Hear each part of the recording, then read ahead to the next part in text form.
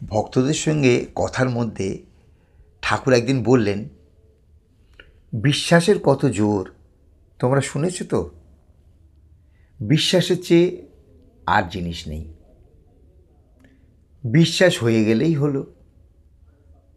পুরাণে আছে রামচন্দ্র, যিনি সাক্ষাৎ পূর্ণব্রহ্ম নারায়ণ, তিনি লঙ্কায় যাবেন, তার জন্যে সেতু বাঁধতে হলো। কিন্তু হনুমান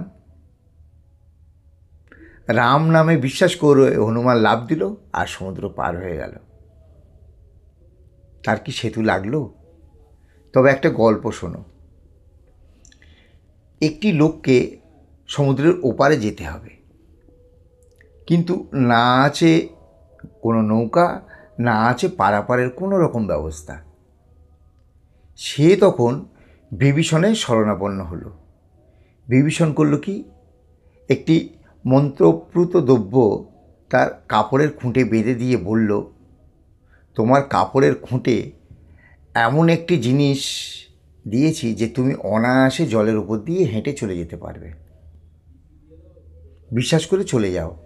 আর হ্যাঁ শোনো, যদি মনে অবিশ্বাস আসে তাহলেই তুমি ডুবে যাবে। লোকটি বিশ্বাস নিয়ে যাত্রা শুরু করলো। জলের উপর দিয়ে সে অনায়াসে হেঁটে চলে যাচ্ছে। অনেক দূর চলে গেছে, তখন তার মনে হলো, বড় আশ্চর্য তো, আমি জলের উপর দিয়ে হেঁটে চলে যাচ্ছি, কিসের জন্য হচ্ছে এটা? এই রহস্যটা না জানলে চলবে না। কাপড়টা খুলে দেখতেই হয়। এই না ভেবে সে কাপড়ের খুঁট খুলতে লাগলো। খুলে দেখে একটি পাতা ভাঁজ করা, পাতার উপরে লেখা শুধু রাম নাম। সে মনে মনে বলল, এ কি, শুধু রাম নাম লেখা একটি পত্র?